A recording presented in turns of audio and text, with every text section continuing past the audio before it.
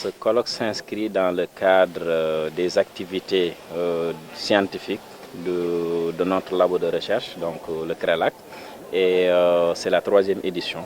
Chaque 2 ans, on a organisé un colloque, toujours à la même période, au mois de décembre, et c'est justement une façon de montrer toute la recherche dynamique au sein de l'UFR et également au sein de l'Université Assane Seck de Ziguinchor. Alors l'utilité, c'est déjà de faire venir des chercheurs du monde entier. Aujourd'hui, nous avons des chercheurs qui viennent du Canada, d'autres viennent de la France, d'autres viennent d'Algérie, d'autres viennent de l'Afrique subsaharienne, Côte d'Ivoire, Mauritanie, etc.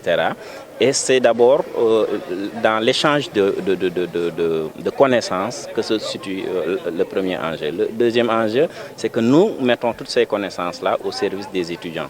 Donc l'animation scientifique fait partie des éléments qui font vivre une université. Et la 3e chose la plus importante, c'est par rapport justement à la thématique abordée, parce que c'est une thématique d'actualité. Le terroir, comme je l'ai dit tout à l'heure dans l'ouverture, ce n'est pas juste les arts, la littérature de terroir, mais c'est également tout le patrimoine, c'est également toute l'économie d'un terroir. Et il faut effectivement valoriser le terroir.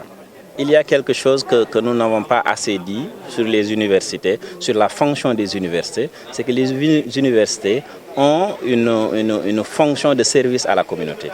Et qui dit fonction de service à la communauté dit développement local, ancrage local. Aujourd'hui, il faudrait que l'université qui se trouve à Ziguinchor soit une université qui a un impact dans la vie scientifique, dans la vie économique de Ziguinchor.